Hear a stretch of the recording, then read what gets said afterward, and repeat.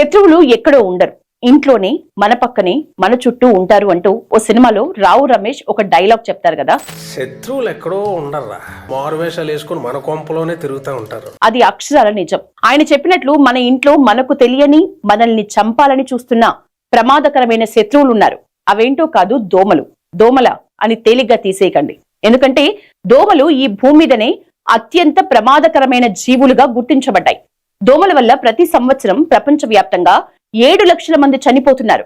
Malaria, dengue, yellow fever, chikungunya, Zika లాంటి వ్యాధులతో మన ఇండియాలో కూడా ఏటా వేలాది మంది ప్రాణాలను కోల్పోతున్నారు.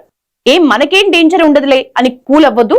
తెలంగాణలో గత 2 ఏళ్లలో 18,000 డెంగ్యూ కేసులు వచ్చాయి. ఏటా మన రాష్ట్రంలో కూడా మలేరియా, చికెన్ గున్యా కేసులు 500కు తగ్గకుండా నమోదవుతున్నాయి. కేసులే కదా వస్తుంది, ఎవరు చనిపోవటం లేదు కదా అంటారేమో. ఏటా డెంగ్యూ మరణాలు కూడా పెరుగుతున్నాయి. 2019లో 56 మంది డెంగ్యూతో కాలం చేశారు.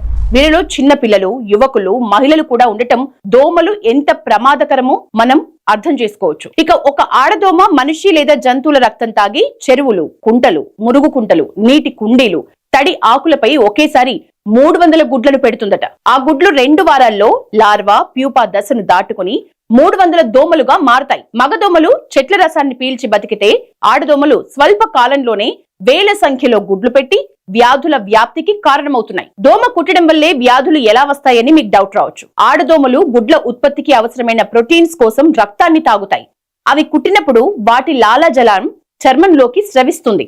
వ్యాధి ఉన్న వ్యక్తిని ఒక దోమ కుట్టినప్పుడు అతనిలోని వ్యాధికారక వైరస్, బ్యాక్టీరియా లేదా పరాన్న జీవి దోమ లాలాజలంలోకి ప్రవేశిస్తుంది. ఆ తర్వాత ఆ దోమ ఆరోగ్యంగా ఉన్న వ్యక్తిని కుట్టినప్పుడు ఆ వైరస్ అతని రక్తంలోకి ప్రవేశించి వ్యాధిని కలుగజేస్తుంది. సాధారణంగా దోమలు మనిషి శరీరం నుంచి వెలువడే కార్బన్ డయాక్సైడ్, చెమటలోని లాక్టిక్ ఆమ్లం, బాడీ టెంపరేచర్ ని బట్టి దగ్గరకు వస్తూ ఉంటాయి. బాడీ నుంచి ఎక్కువ రసాయనాల్ని విడుదల చేసే వారి దగ్గరికి దోమలు ఎక్కువగా వస్తూ ఉంటాయి. ఇప్పటి వరకు జరిపిన అధ్యయనాల ప్రకారం ఓ బ్లడ్ గ్రూప్ ఉన్న వ్యక్తులను దోమలు ఎక్కువగా కుడతాయట. ఈ బ్లడ్ గ్రూప్ వారు వారి చర్మం ఉపరితలంపై ఎక్కువగా కెమికల్స్ ని రిలీజ్ చేస్తూ ఉంటారట. దాంతో దోమలు అట్రాక్ట్ అవుతూ ఉంటాయి. దోమలు కలర్స్ ని కూడా గుర్తించగలవు. ఇవి థిక్ బ్లూ, రెడ్ కలర్ డ్రెస్సులు వేసుకున్న వారిని ఎక్కువగా కుడతాయట. వైట్ సహా లైట్ కలర్స్ బట్టలు వేసుకుంటే దోమలు తక్కువగా ఆకర్షితమవుతాయి. ఇక దోమల్ని ఎలా కట్టడి చేయాలి, అవి రాకుండా ఎలా జాగ్రత్తలు తీసుకోవాలో మనకు తెలిసిందే. ఇళ్లలోని కుండీలు, టైర్లు, పాత బకెట్స్, తాగి పడేసిన కొబ్బరి బోండాలు, ఇలా నీరు నిలిచే అవకాశం ఉన్న వేటిని వదలకుండా శుభ్రం చేయటం వల్ల లేదా పడేయటం వల్ల దోమలు గుడ్లు పెట్టే అవకాశం లేకుండా చేయొచ్చు. కానీ మన దేశంలో కానీ, మన రాష్ట్రంలో కానీ, మనలో మనం కానీ చాలా వరకు దోమల నివారణను చాలా లైట్ గా తీసుకుంటున్నాం. మిగతా దేశాల్లో అయితే అలా కాదు.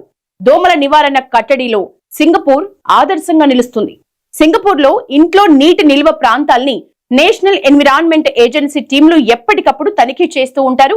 ఎక్కడైనా నీరు నిలిచి ఉన్నట్లు గుర్తిస్తే ఆ ఇంటి ఓనర్ కు భారీగా జరిమానా కూడా విధిస్తారు. అలాగే పెద్ద నీటి వనరులు, డ్రైనేజీల వంటి చోట దోమల లార్వాలను నీటిలోనే చంపటానికి BTI వంటి జీవ రసాయనాల్ని వాడతారు. సింగపూర్ లో దోమల నియంత్రణకి వోల్బాచియా టెక్నాలజీని వాడతారు. వోల్బాచియా అనే బ్యాక్టీరియా కలిగిన మగ దోమల్ని నీటిలో విడుదల చేస్తారు.